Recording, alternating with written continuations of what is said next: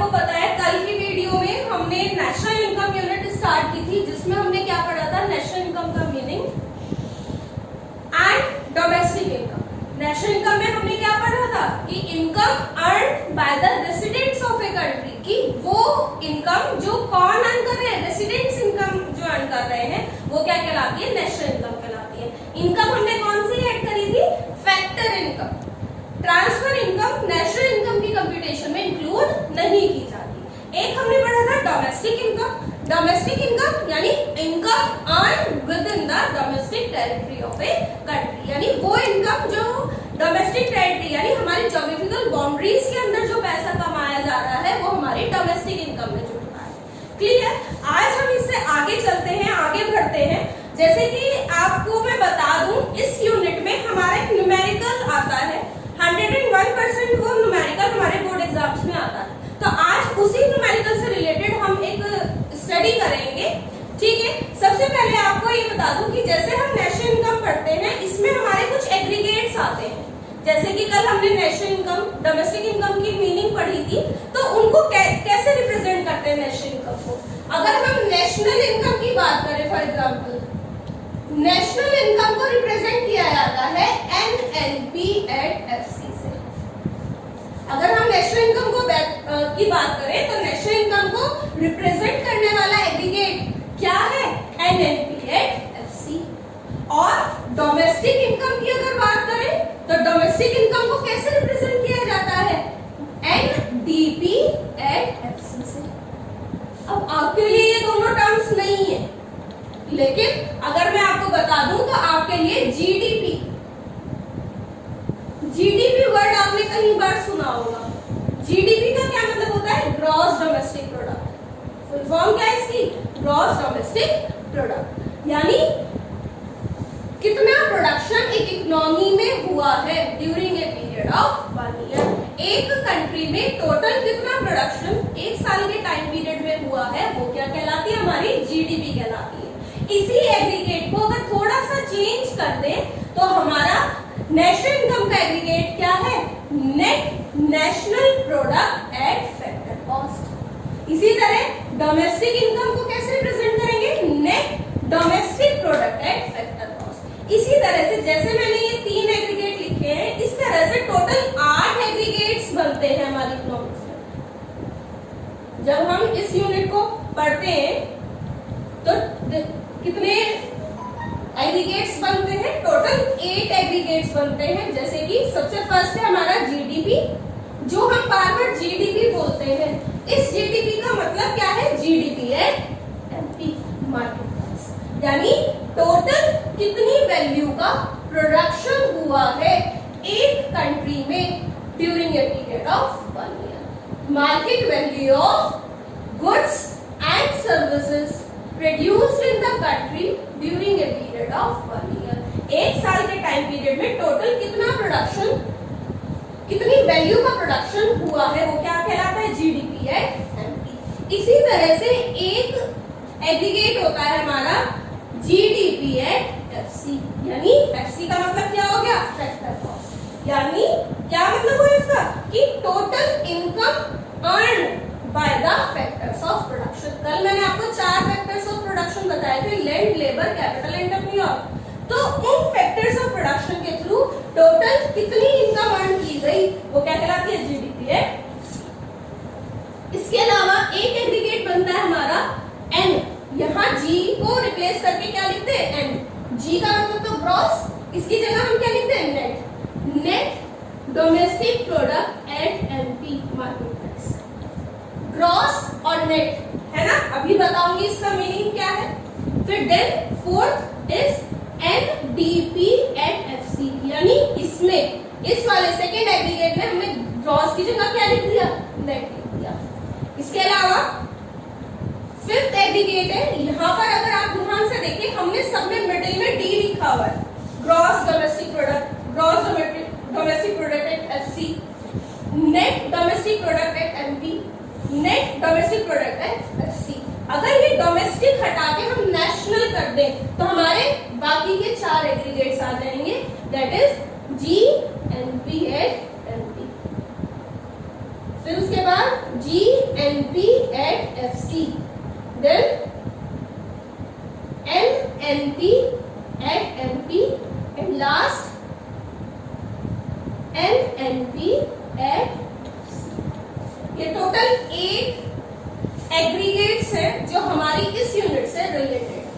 ठीक है, अब मैंने आपको ये एग्रीगेट्स क्यों बताया, आपके माइंड में आएगा कि एग्रीगेट्स क्यों बताया।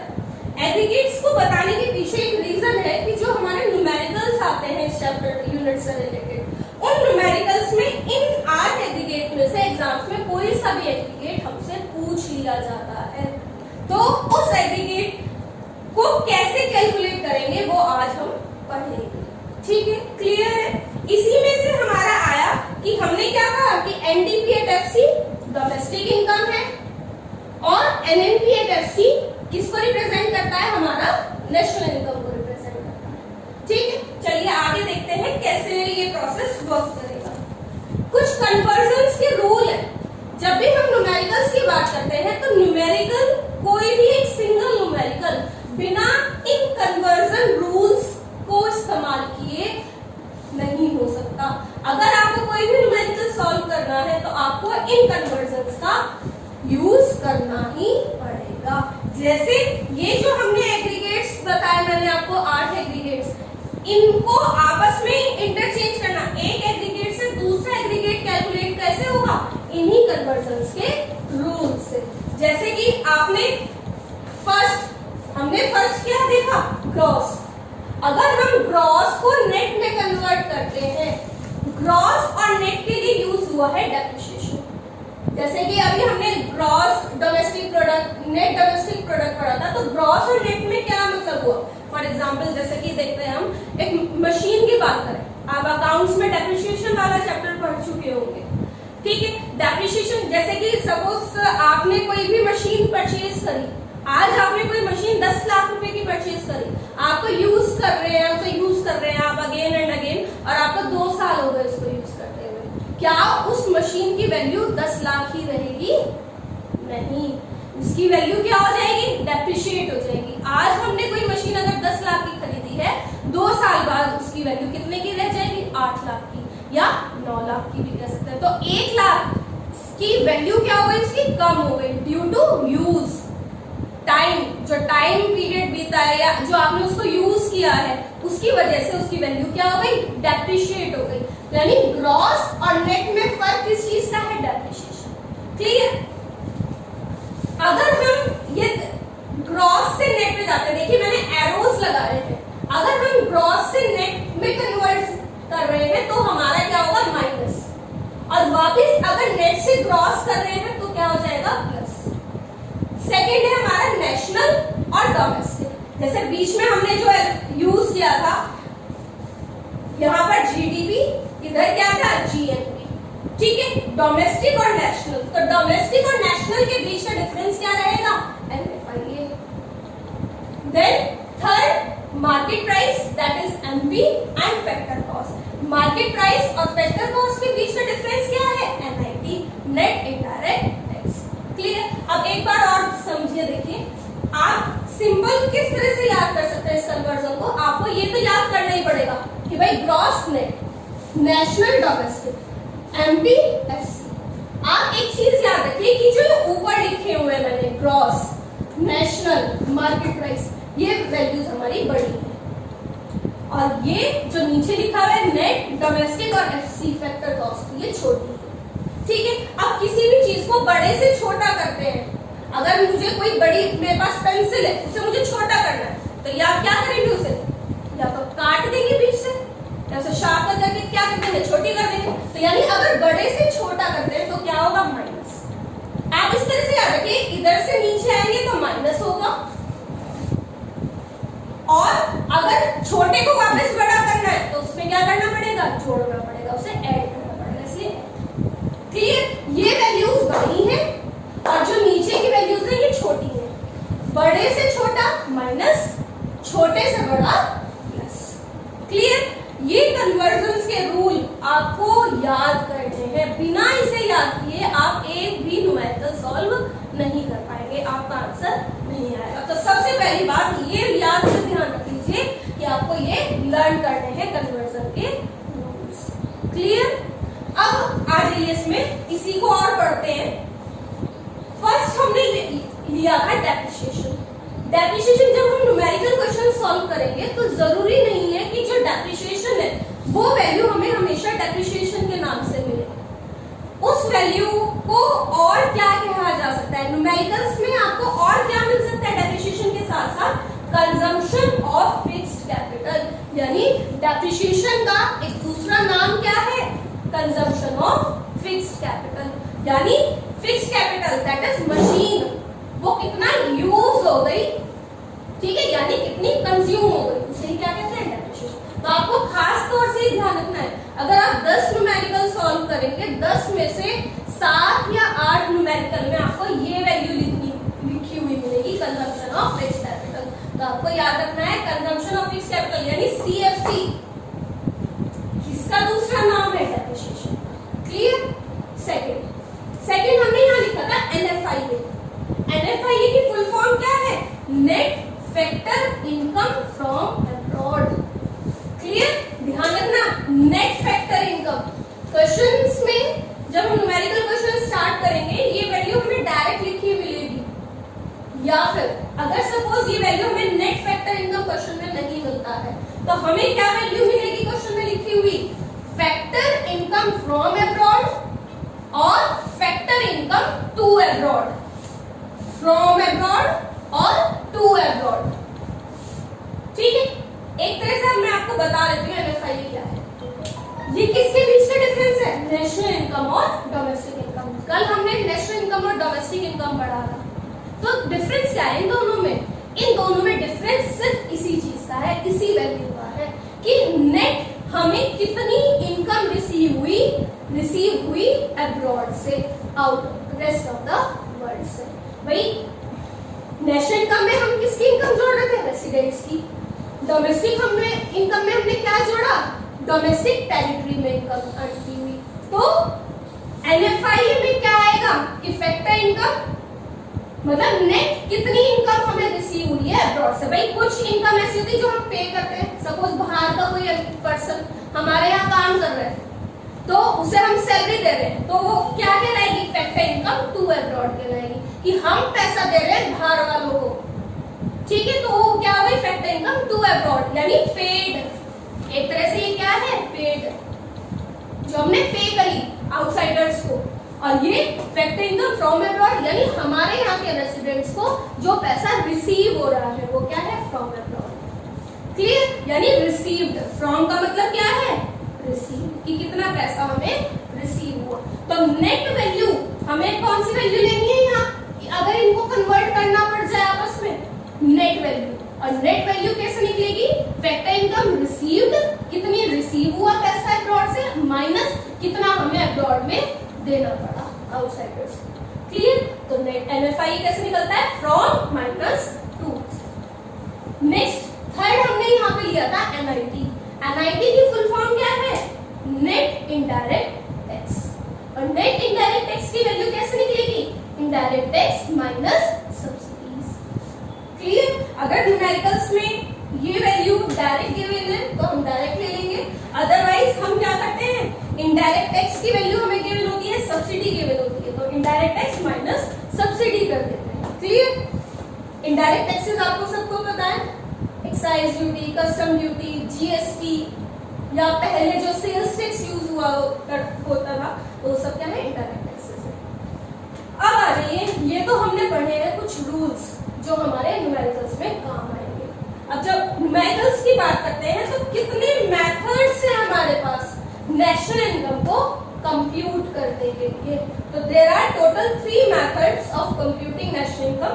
वैल्यू एडेड मेथड, जिसको प्रोडक्ट मेथड भी कहा जा सकता है, income method and expenditure method. Clear? There are total 3 methods और इन 3 मेथड में से कोई भी एक मेथड आपका एग्जाम्स में आता है।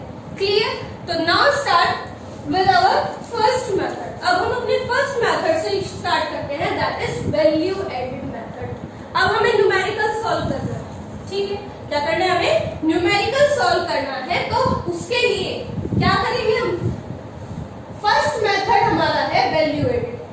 अगर कोई भी न्यूमेरिकल क्वेश्चन आपको इस मेथड से करना पड़ जाए, वैल्यू एडिड मेथड से, तो क्या फॉर्मूला यूज होगा उसको कैलकुलेट करने के लिए?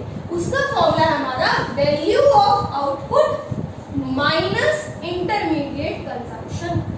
क्लियर? अगर मुझे कोई भी न्यूमेरिकल सॉल्व करना पड़े इस मेथड से, वैल्यू एडिड मेथड से, तो मैं क्या फॉर्मूला यूज करूंगी? Value of output minus IC यानी इंटरमीडिएट कंजम्पशन। ठीक है, अब हमने फॉर्मूला तो पढ़ लिया कि value of output minus IC, लेकिन ये फॉर्मूला क्या चीज कैलकुलेट करके देगा हमें? इससे जो वैल्यू कैलकुलेट होगी, जो एग्रीगेट, टोटल 8 एग्रीगेट्स है, ठीक है, टोटल कितने एग्रीगेट्स हैं? 8 एग्रीगेट्स हैं। एग्जाम्स में कुछ भी पूछ सकते हैं इन 8 एग्रीगेट्स में से, ठीक है, तो इनमें से कौन सा एग्रीगेट का ये फॉर्मूला है? ये फॉर्मूला है जीडीपी एट एमपी का। ये फॉर्मूला किस एग्रीगेट को निकालेगा? GDP at MP. क्लियर? तो सबसे पहले जीडीपी एट एमपी कैलकुलेट होगा, जिसको, क्योंकि हमारा ये मेथड क्या है? Value added method. ये इसको और क्या कह सकते हैं? ग्रॉस वैल्यू एडिड, यानी जीडीपी का यहाँ मतलब किस चीज से? ग्रॉस वैल्यू एडिड से है। Gross value added eight market price. अगर ये ना भी लिखे एट मार्केट प्राइस तो ये अंडरस्टूड है कि ग्रॉस वैल्यू एडिड की हम बात कर रहे हैं, तो वो एट मार्केट प्राइस ही है। और इसको शॉर्ट में क्या लिख सकते हैं? GVA eight. ठीक है, तो आपका जो मन करे, जो आप एग्रीगेट याद रखें वो कर सकते हैं। चाहे इसको आप जीडीपी एमपी बोल सकते हैं, चाहे जीवीए एमपी बोल सकते हैं, एक ही मीनिंग है दोनों का। ठीक है, क्लियर है? अब कई बार जब हम न्यूमेरिकल्स देखते हैं तो कई बार क्या होता है, वैल्यू ऑफ आउटपुट की कोई वैल्यू नहीं दिखाई देती इसके अंदर। तो क्वेश्चन में क्या गिवन होता है? सेल्स गिवन होता है। तो आप इसकी जगह ये वाला फॉर्मूला भी यूज कर सकते हैं, sales plus change in stock minus IC. यानी क्या फॉर्मूला है? ये वैल्यू ऑफ आउटपुट। अगर मुझे सपोज कोई कहे कि वैल्यू ऑफ आउटपुट कैसे निकलेगा, तो ये ऐसे निकलेगा, value of output equals to sales plus change in stock. ठीक है, तो इसकी जगह अगर क्वेश्चंस में हमें वैल्यू ऑफ आउटपुट गिवन नहीं है, तो हम ये फॉर्मूला भी यूज कर सकते हैं कि sales plus change in stock minus IC. Clear? तो कुछ भी यूज किया जा सकता है। अगर क्वेश्चन में वैल्यू ऑफ आउटपुट गिवन है तो हम ये करेंगे, value of output minus IC. अगर सेल्स गिवन है तो हमें ये फॉर्मूला यूज करना है, sales plus change in stock minus IC. ठीक है, और एग्रीगेट खास तौर से ध्यान रखना है कि जो एग्रीगेट कैलकुलेट होगा वो जीडीपी एट एमपी ही होगा, या कह दो जीवीए एट एमपी होगा। इसकी जगह और कोई एग्रीगेट नहीं लिखा जाएगा इस फॉर्मूले में। क्लियर? अब इस फॉर्मूले को देख लेते हैं। सबसे पहले तो मैंने आपको बता दिया कि वैल्यू ऑफ आउटपुट क्या है? Sales plus change in stock. अब चेंज इन स्टॉक क्या है? चेंज इन स्टॉक कैसे कैलकुलेट होगा? यानी नेट एडिशन टू स्टॉक, पूरे साल में कितना नेट एडिशन हुआ है हमारे स्टॉक में, तो ये कैसे कैलकुलेट होगा? Closing stock minus opening stock. ठीक है, इसको इससे भी रिप्रेजेंट कर सकते हैं, data stocks. Last IC, intermediate consumption.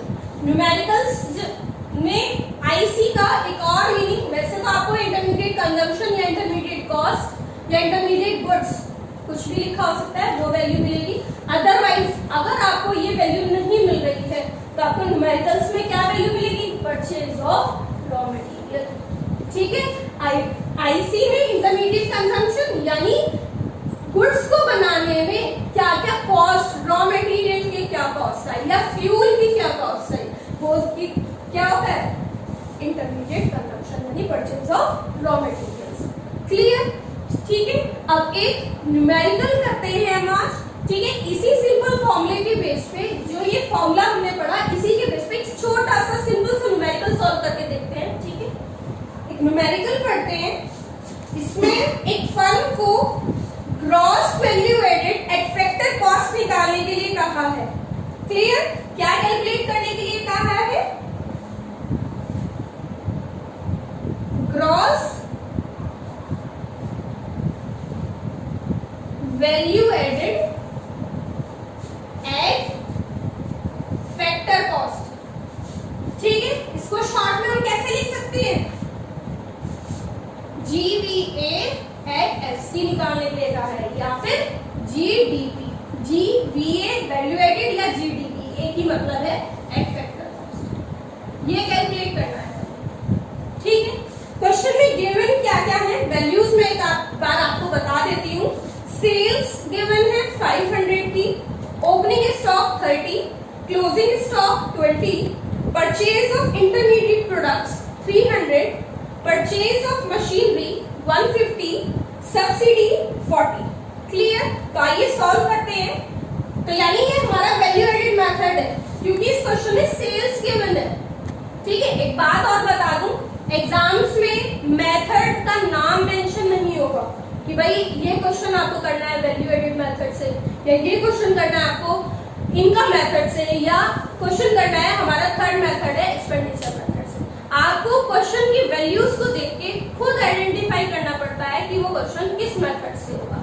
तो जब हमने इस क्वेश्चन को रीड आउट किया, देखा, तो इसमें सेल्स और इंटरमीडिएट प्रोडक्ट्स का जिक्र था, तो यानी ये क्वेश्चन हमारा किस मेथड का है, फर्स्ट मेथड का है, that is value added method. ठीक है, तो चलिए वैल्यूज पुट करते हैं। सबसे पहले फॉर्मूला लिख लेते हैं अपना।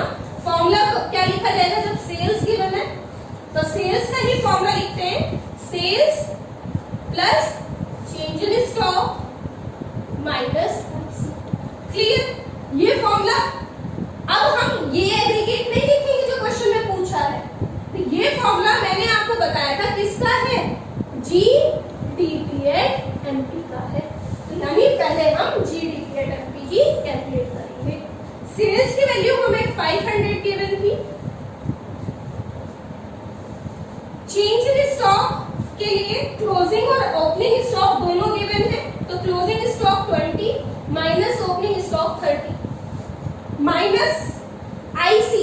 आईसी में मैंने बताया था इंटरमीडिएट कंजम्पशन कॉस्ट में कि परचेज ऑफ इंटरमीडिएट प्रोडक्ट्स, तो परचेज ऑफ इंटरमीडिएट प्रोडक्ट्स हमें 300 गिवन है, तो हमने ये 300 पुट कर दी वैल्यू। ठीक है, परचेज ऑफ मशीनरी भी दिया हुआ है क्वेश्चन में, तो ध्यान रखेंगे फिक्स्ड एसेट्स को अगर हम परचेज कर रहे हैं तो वो नेशनल इनकम में इंक्लूड नहीं होगा, सिर्फ रॉ मटेरियल की परचेज इंक्लूड होती है। ठीक है, तो यहाँ पर साइन लगाना ना भूलें रुपीस का, और वैल्यूज हमें थाउजेंड्स में गिवन है, तो इसलिए हम क्या लिख लेंगे, थाउजेंड्स लिख लेंगे। फाइनली देखिए क्या है इसको सॉल्व करके।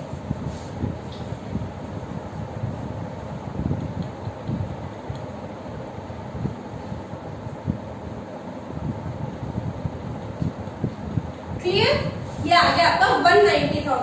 ठीक, अब हमें क्वेश्चन में लेकिन जीडीपी की जगह क्या पूछा है, जीडीपी एट एफसी निकालने के लिए कहा है, और हमने जो एग्रीगेट निकाला है वो क्या है, जीडीपी एट। तो एक बात ध्यान रखेंगे, जो एग्रीगेट हमें क्वेश्चन में कैलकुलेट करने के लिए दिया है वो हम लेफ्ट साइड लिखेंगे, और जो एग्रीगेट हम कैलकुलेट कर चुके हैं वो राइट साइड लिखना है। ये बात खास तौर से ध्यान रखनी है कि जो एग्रीगेट फाइनल आप क्वेश्चन के अकॉर्डिंग निकालेंगे उसे लेफ्ट साइड, और जो आप निकाल चुके हैं अपने फॉर्मूले से वो राइट साइड।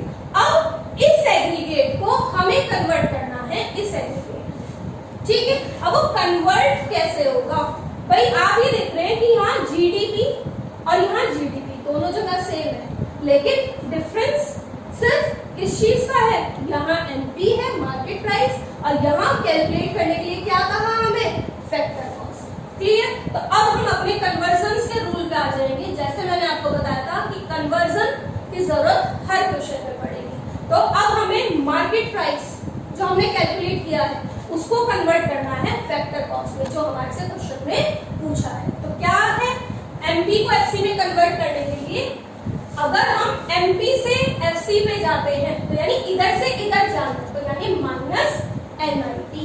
क्लियर? तो यहाँ पे हम क्या कर देंगे, minus net indirect tax.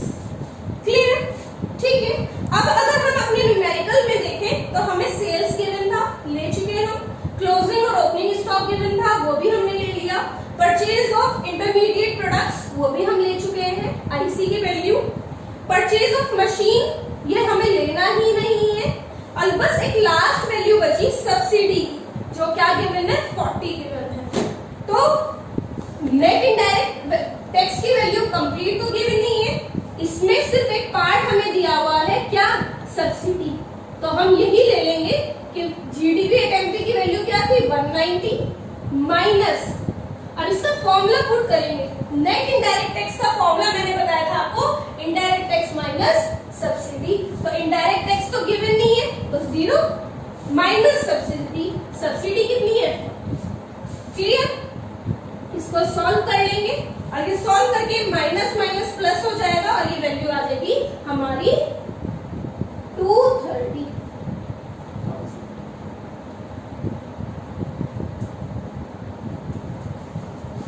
Clear, ठीक है।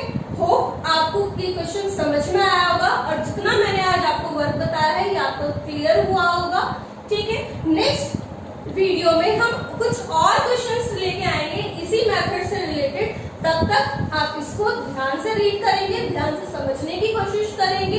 अगर कोई भी प्रॉब्लम आती है तो आप कमेंट बॉक्स में उसको मुझसे पूछ सकते हैं, या पर्सनली भी जो आपके कॉन्टेक्ट नंबर्स आपको दिए हुए हैं उससे कॉल करके भी आप पूछ सकते हैं, ठीक है। अगर आपको वीडियो पसंद आई हो तो इसको लाइक जरूर करें और सब्सक्राइब भी करें। Thank you.